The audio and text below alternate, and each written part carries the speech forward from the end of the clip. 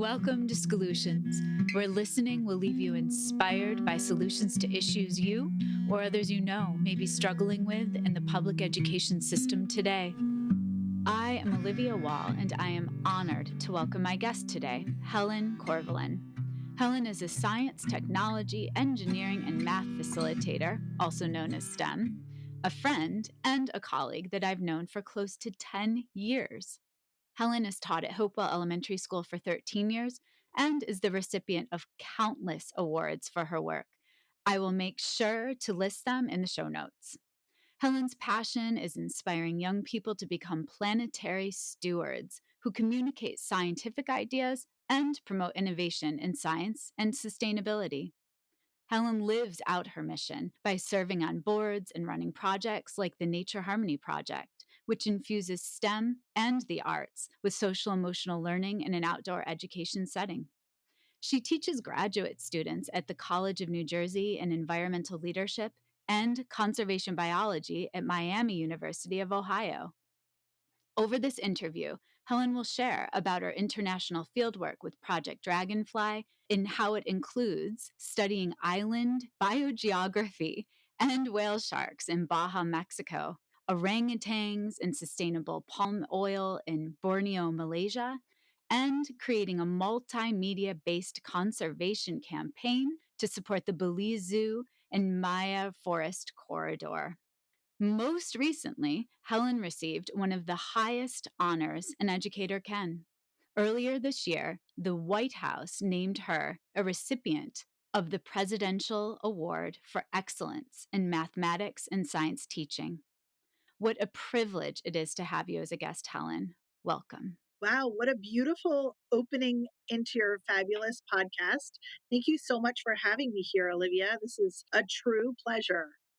I am humbled, and I will never forget meeting you for the first time around 10 years ago. I was facilitating professional learning around literacy, and this lovely woman walks into the room and says, "Hey, do you mind if I join the session?" And I thought, I've never met this person before. And it ends up you are the STEM educator at the building, and you wanted to bridge connections between your work for the children and the literacy professional learning we were doing. And Helen, still to this day, you are an anomaly.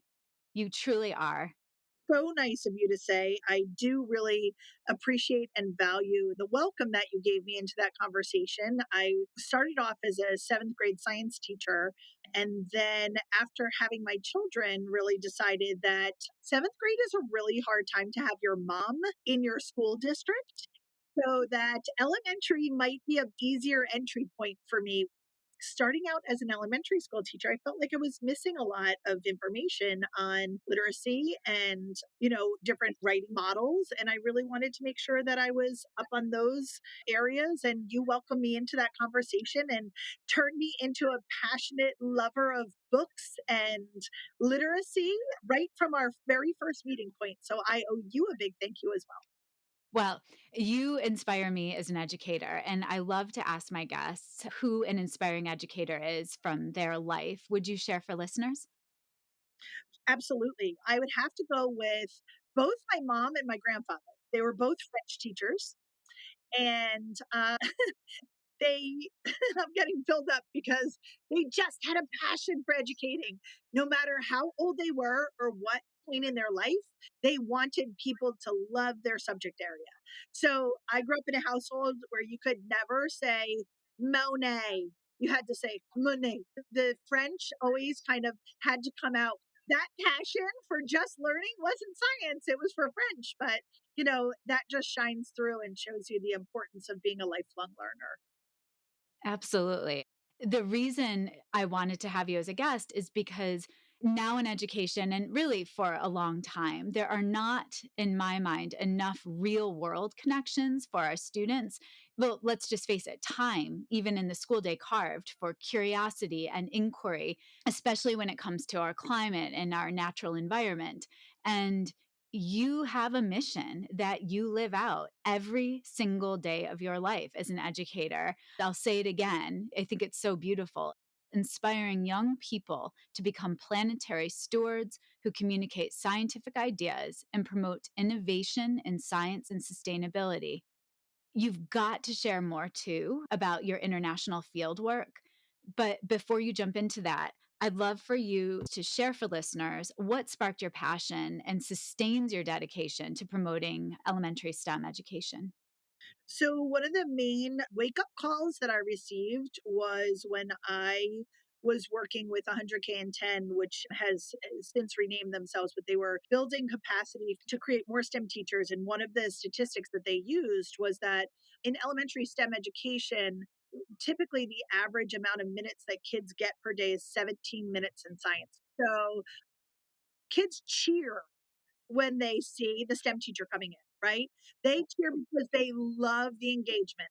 They love the fact that they know Yeah. I'm a Yes. guarantee to have hands on outdoor experiences that are inquiry based, that promote things that they can relate to in their world, that look at scientific phenomena in an accessible, relevant way.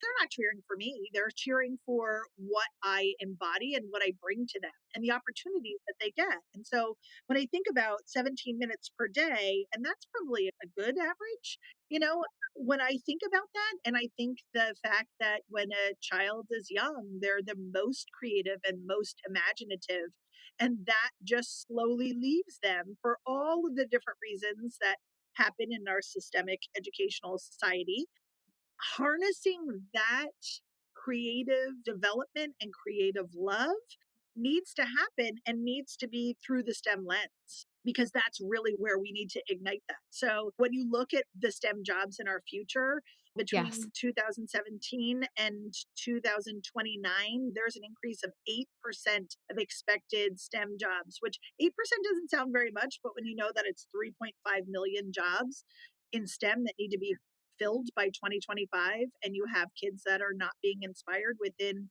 STEM careers and STEM fields from the early age of kindergarten, that's a problem. Yeah, it is indeed. And how did you go about getting the training? Because you are a STEM facilitator at this point, correct? Correct. So my background is in environmental science, which I always had a hard time knowing that as an environmental scientist, as an integrated career, I really felt that environmental science embodied all of the sciences together. So that's what drew me to it, is because it wasn't just biology or chemistry or physics, that it was kind of everything wrapped up. It always bothered me that I couldn't get certified as a teacher with an environmental science degree. That's interesting. That was always a bother to me. So I set out to turn kids into environmentalists because then if they wanted to branch into biology or chemistry, they could, but they had a great, strong sense of their earth and the natural phenomena. And that just set them up for great STEM learning in whatever career that they wanted to branch off of. When I think about that STEM pipeline that we need to be supporting in education, that comes from igniting passion at a young age. Yes. And that comes from providing experiences that kids can link the classroom to their life and to their world. And for me, that happens in the outdoors. Yes. In any walk of life, I feel that when kids are removed from their four walls and put outside, they can find and make connections that they wouldn't be doing inside the classroom. But Helen, it also makes me think about how we need to reimagine or redefine what school is. Because you just mentioned many people consider school the four walls of a classroom, yet that's not at all the case if we really want students to transfer and feel empowered, right? To carry lessons. So, for listeners to understand, how does a typical period or a unit evolve for you with STEM education? You can choose a grade level and give us an example. Yeah. So if I think about kindergarten, this is very far from what my comfort level was when I started teaching in elementary school, coming from middle school, because I really tended towards that upper elementary.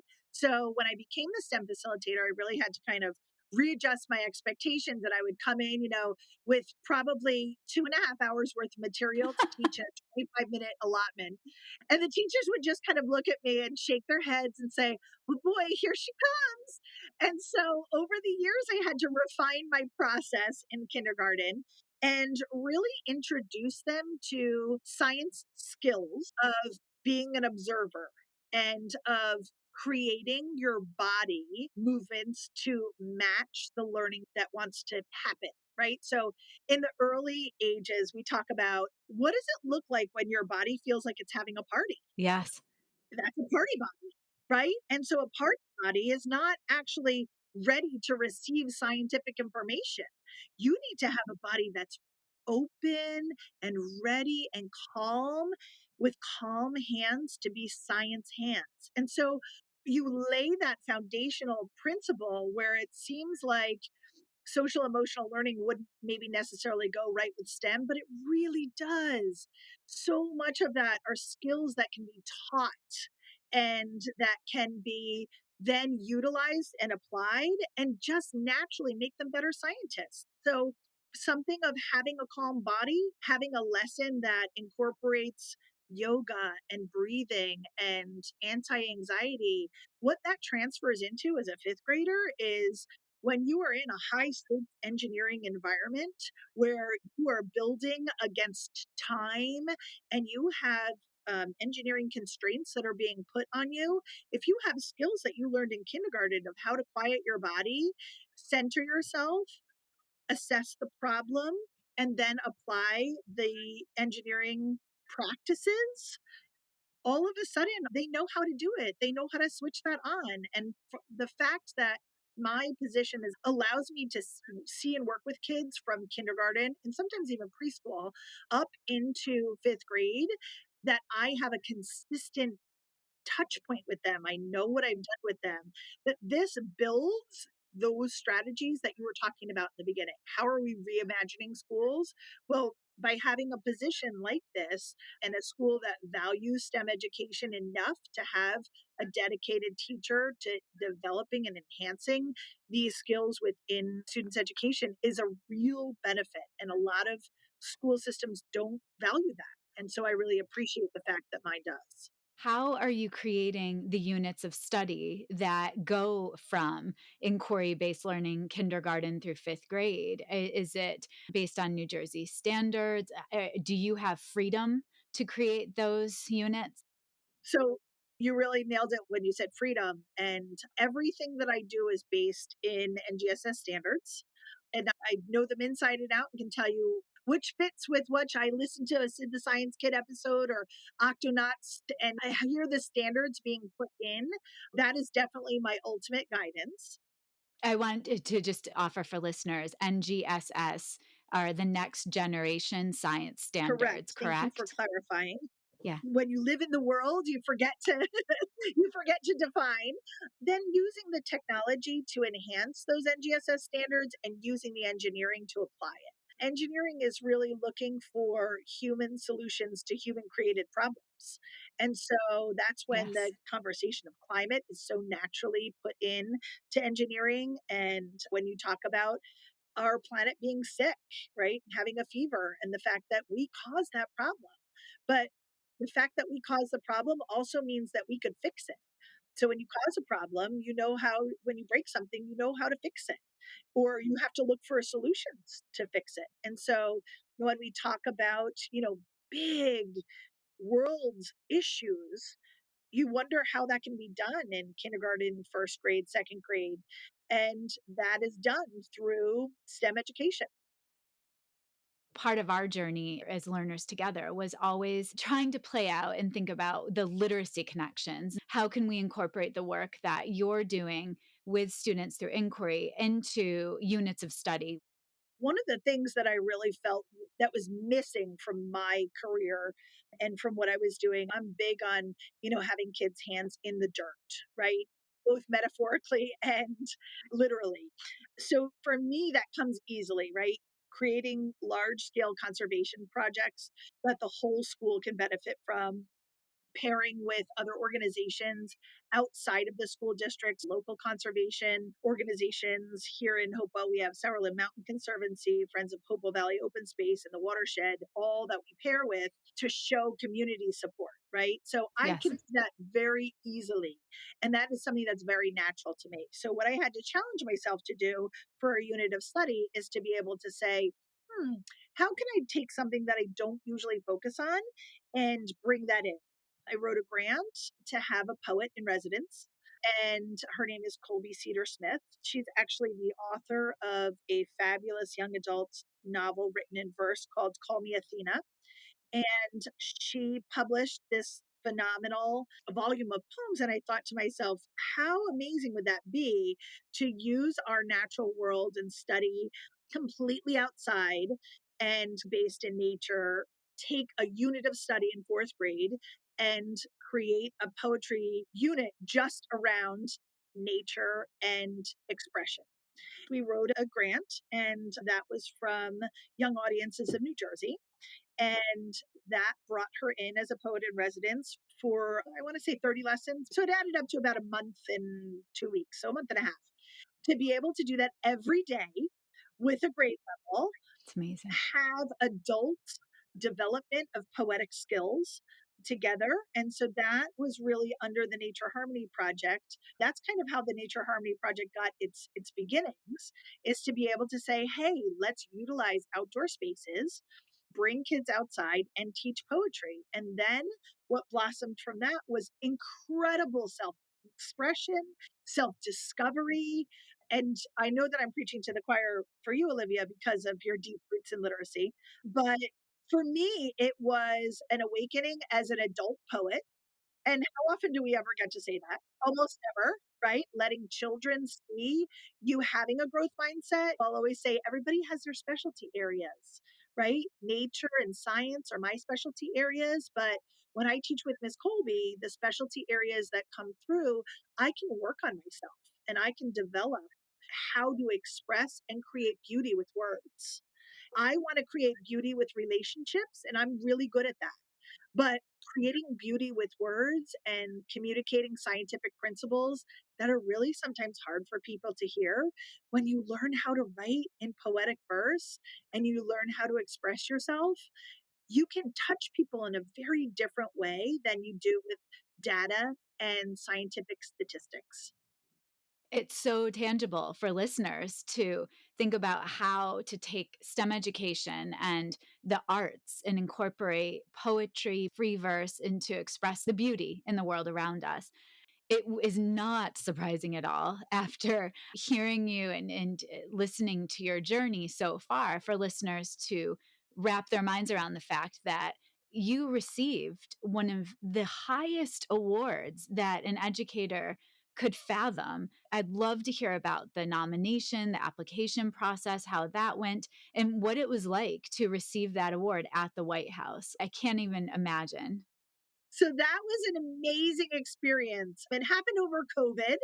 It's a deep, difficult process of application. The application itself probably took me in total about 24 hours to write, construct, rewrite, and then you have to videotape a lesson.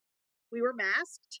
And I didn't have necessarily professional recording equipment. I had some amazing support from my principal, David, and from the guidance counselor, Amy, who had fabulous recording equipment. And I said, oh, we're taking the show on the road. We're going outside.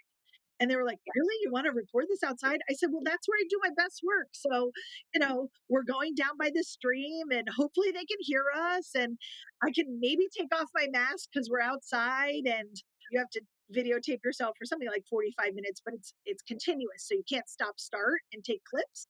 It has to be all the way through. So that was a challenge.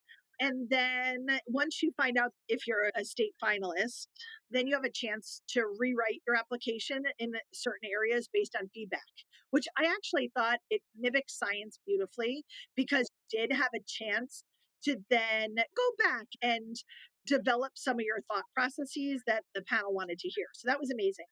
That rewrite was due, and unfortunately, one of my specialty areas is not being timely and not procrastinating. So I submitted at the very last minute, of course. And the joke within my family is that it was due at midnight Hawaiian Aleutian time. And I had no idea what Hawaiian Aleutian time was or what time that was. And so I actually ended up submitting the rewrites like a day late and I had to email them and I was like, if this is what takes it away, oh my gosh, Hawaiian Aleutian time. And they were completely and totally understanding and incredible and said, don't worry about it. We totally understand. And so The award actually was known in my family as the Hawaiian Aleutian Time Award. I love it. And so when I finally did hear the news that I was chosen for this remarkable honor, I had COVID. Oh, no. I was in the middle of my quarantine and got the news, and I just said, "Oh my gosh, well, isn't that apropos?" Yes. Just the whole situation. So the wonderful part of it was that it was one of the first ceremonies and recognitions that were in person in the last 2 years. So I was able to go down to Washington D.C. and it really did not set in for my children until they saw the hotel that we were booked in. And as educators, we don't often feel held up or really truly celebrated. And the National Science Foundation does an incredible job of making you feel special and elevated and just felt like a little bit of a celebrity for a few days. And so my children walked into the hotel, looked around, and said, "Wow, mom, congratulations." And I thought, well, I guess that's how teenagers really figure out what special is. And the ceremony itself, was your family able to attend? They were, my parents came down and my husband and my kids. And, Oh, that's really when children see your work being rewarded, it really is just that much more for a mom yeah. and for an educator. The Office of White House Science and Technology Policy really did a fabulous job with honoring this award. I really am so grateful and so blessed. Well, Helen, you're an incredible human and you deserve this honor. And I know from being a mom and an educator, we work tirelessly to support other people's children often. And so to have our own children see our work and understand the significance of the hours that we are not always with them, the work of being an educator, it steals moments and minutes from time with family in ways that most people couldn't understand. And it's this love hate balance. The amount of boards and time you spend to support in this endeavor, this mission, it's amazing. You are so right. I mean, you hit the nail on the head. They see all of the work that gets put into it and they are just so proud and so happy to celebrate. It was a wonderful, wonderful honor. I want listeners to understand you are not a teacher that stays put very easily. You've spoken to spending time outside, in a class period, just to circle back. How much time do you spend outside versus inside with children? I would say I try and split it 50-50, and that includes winter as well. Winter in New Jersey is no picnic, but I really firmly believe in bringing kids out at all times of the year, not just when it's nice. And if I can get them outside in a lesson, I will. Right. So even if it's for a warm up or for kind of bringing it all together, I will try and almost every lesson take them out. When I say you're not one to stay put, you jump outside of the borders of the United States to study and learn about the world around us in a global scale. And then you bring that back to your classroom, which is magnificent. Not all educators have the opportunity to do that or the means to do that. But I would love for listeners to learn more about your international field work, specifically with Project Dragonfly. So Project Dragonfly is an amazing, amazing program. I cannot speak more highly about it. It is through Miami University in Ohio. And it was actually a program that I found out about when I was on a social studies conference. So I was at the University of Southern California learning about early American history, which is what I was teaching. And I was looking for something to supplement my lack of knowledge. And through the Gilder Learning Institute, was able to go and really deeply immerse myself in pre-colonial America, which was amazing. And in that group of historians where I for a moment contemplated getting a history master's, I heard about Project Dragonfly, and one of the participants in that conference had said, "Oh yeah, have you ever heard of this?" I went to Thailand and Baja, and I forget where her third place was, maybe Belize. And I just said, "Are you kidding? That's amazing. How can I do this?" And she said, "Oh, it's my master's degree." And I said, "Oh my gosh, your master's degree. That is just a phenomenal opportunity that you could travel internationally." I said, "I need to get on that bandwagon." So I joined Project Dragonfly and I was transformed, just transformed. I mean, it was such an amazing experience that it brings me to tears on a regular basis. Being able to find myself as an adult scientist, I really encourage people when you're in your field and in your academic setting that you've been in maybe for a short time or a long time, but for me, it was a long time. I needed something new. I needed something to reinvigorate me. I needed something that just sparked my passion again. And this program truly did that for me. It works because I was creating programs and I was developing myself as a scientist and an educator through schoolwork. And so it was such an authentic program that was so eye opening. And then it was supported by international field experiences. It was work that I could do as a mom educator at night. So I always joke that I got my master's degree between the hours of 9 and midnight Gosh. because that's when I did all of my coursework. Yes. And I would put the kids to bed and stop the mom Ubering all over the place and sit down and write a paper. Then in the summertime, I had the ability to go for 10 days on an international field excursion where I literally was reborn. Oh, I just had to do new things. I had to challenge myself. I had to swim with whale sharks with the level of excitement in my heart where I was speaking to them in Spanish and saying, te amo, to try and calm my body biorhythms enough to let that mama whale shark feel the love right next to me and not swim away. And boy, when I was supposed to enter that water so quietly and calmly, and my big mama body just splashed right into the water. Didn't that whale shark stay right there for me as if to say, "Oh, girl, here I am." I've got you. I've got you. Oh I've gosh. got you.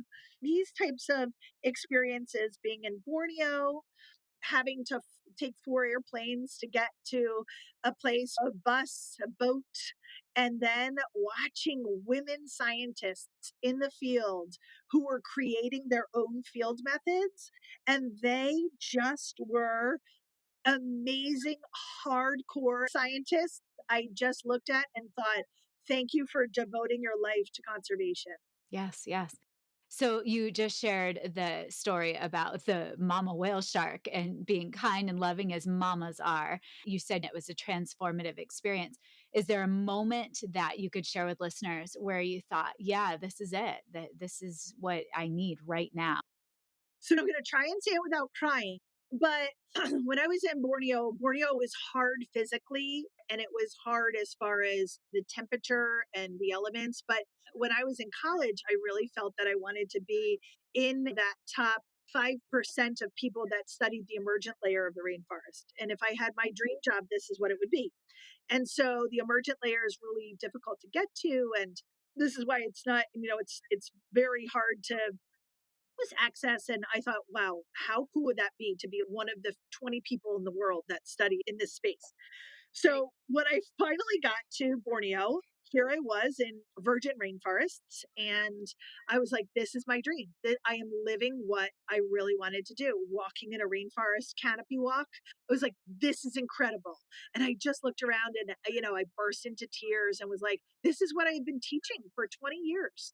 And I am living what I've been teaching and trying to have kids understand, but I'm seeing it with my own eyes. And so I thought, this has got to be the pinnacle of my career until I went into the Malaysian school.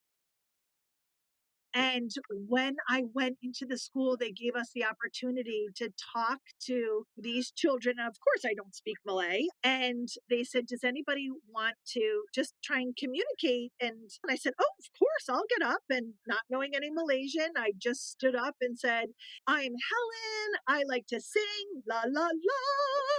big smiles.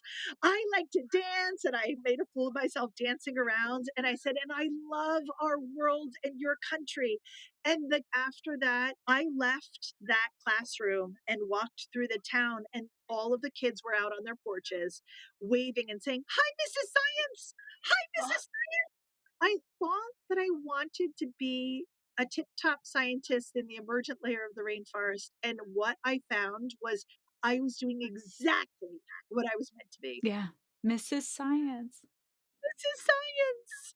And I knew, I thought, well, I've seen it and I've experienced Borneo and it was amazing. But educating is really my life's work. Yeah. The children that we get to hang out with and learn alongside in our classrooms, that's the inspiration that keeps us going and showing up. How in the world do you depict these insanely incredible, amazing, awesome experiences to children when you're back on the ground in New Jersey? Two ways. Number one, making sure that I am doing field work with them. Authentic field work that is outside, that is using adult methods, that uses tools that scientists use in the real world. Kids know when you're giving them something that is a substitute, right? So if we're doing soil coring, let's use an actual tool that scientists use to take a soil sample. Do they use it perfectly? Maybe not. But are they using something that an actual researcher would use? Yes. Give them a waterproof field notebook because then we can definitely go out in the rain. We don't have to worry about anything. Give them, tools and experiences that show what is happening in the real world at their level and where it's accessible for kids. That's how I'm bringing my field work back in. And you know what? I had a whole group last week that got stung by Oh my bees. Luckily, gosh. there were no allergies and we had our big tent, so we were very, very safe in that way. And it was more painful than anything else. But I said, this is really what Mrs. Corveleyn does in the summertime. When I take adults out into the field, we get bit up and we get leeches on us, and it is hot and sweaty and wet and just nonstop. But this is what field work is. And it's not for everyone. You might not love it. But if you try it, then you'll know if you love it or not.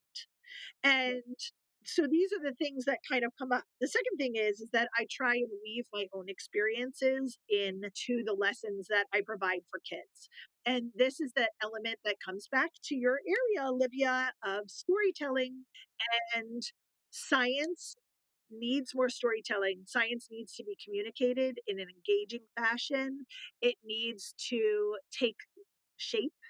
Kids need to be able to hear orally story from a different country, a different land. They need to hear it through the voices of the people in those lands. This summer I was in Belize in a archaeological site that only scientists can access, and we were looking to count how many pumas had walked through a certain cave ecosystem You are so through cool. a computer. Come on.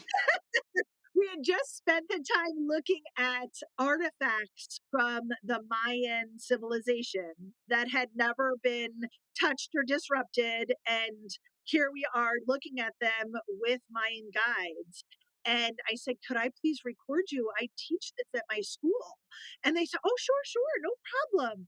And so I got the whole oral tradition of these tools that were passed down from grandfather and great grandfather, and so I have that to show my kids when we talk about Mayan engineering, and then turning the corner and flipping on the computer and going from ancient artifacts to current day monitoring of using animal cams to monitor whether or not a puma had just walked where I was walking.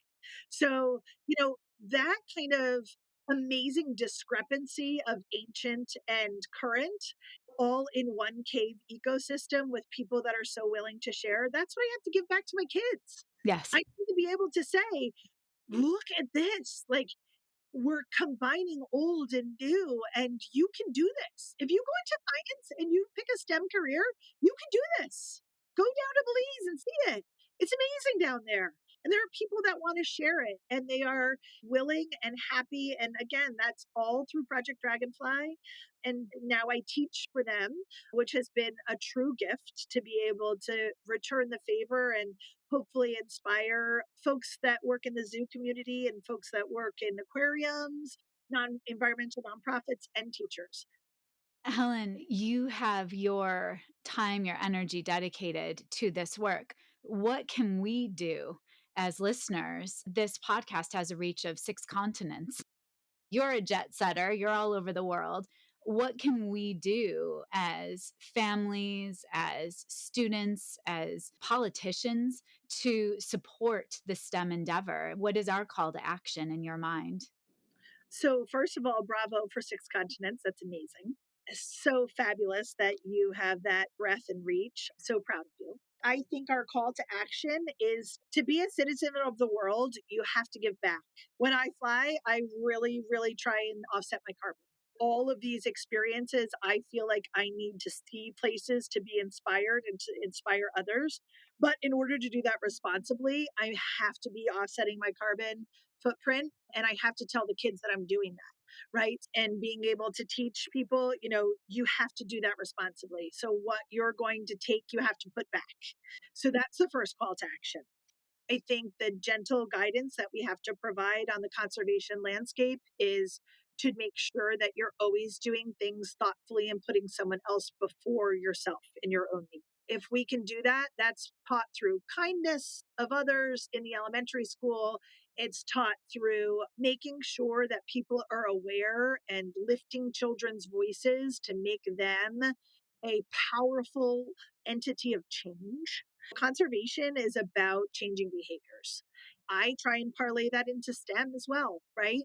STEM is how we can change behaviors. My Yes. ultimate goal is to make the planet better and to help the planet come out of the sickness we've put it in. And I do that through STEM education because that's a diversified reach of many, many different opportunities for kids. So just the fact that STEM has 4 letters, that's an amazing amount of subject areas that are covered. Yes. And so if we can apply that to global conservation and being a planetary steward and a planetary citizen, this is the call to action that we have. Right. So I have started to say to kids, anything that you can do that has pro environmental behaviors, anything that you could do to help our earth is going to help our climate. And it is going to help our world as a whole to make sure that we are fixing that problem that we've caused. And if that's feeding the STEM pipeline, awesome. If that is just coming right out and saying to kids, you love physics, Yeah. that's all there is to it. I think if you like this, you love physics. There's no dancing around it anymore. You need to just fill it out for kids. And you need to say, I think that your voice is so eloquent that you need to speak up for our planet for your job. You are a communicator that our planet has to have. So please, when you grow up, you need to fight for our planet. However, you decide to do that, I need your voice. And so when we start saying that to kids right from the get go, that's the call to action is to encourage that and to raise that up. You have raised me up for the 10 years of knowing you. You've inspired me. And I mean, you're meeting during your prep right now in the middle of a school day because the meeting after school hours with everything else you have going on, it's not even possible. So I'm insanely grateful for your time. It's so good to see you, to catch up. And I'm honored that you're willing to share your experience and your vast knowledge for listeners. And I think we may have some new STEM I facilitators. hope so. Yeah, I think you're getting it cooking through this podcast. So you're an inspiration, and I'm grateful for you in this world. Thank you, Well, Helen. Olivia, it has been such a pleasure to hear you and hear all of your stories. I love somebody who says stories from the trenches because it is. And when you highlight educators that are working in the classroom and with kids every day, I think you have a special niche in our our educational environment to be able to lift up voices that are consumed by our jobs. I hope that I've encompassed some other educators that are also working in the trenches, but are fueled by the hope that our children give us. So thank you, Olivia, for spreading that and creating a platform that other people can hear and interact. So I so appreciate you and the hard work that you do. Thanks, friend. Solutions is a podcast created, produced, and edited by me, Olivia Wall. Special thanks to my guest, Helen Corveleyn. Thanks to my older son, Benjamin, who created the music that's playing in the background. If you like Solutions, please share, rate, review, and follow us on Twitter, Instagram, and Facebook at Solutions Podcast. If you want to reach out, the email is solutionspodcast@gmail.com. Don't forget to talk about us nicely on social media, and please keep listening. Let's continue finding inspiration together.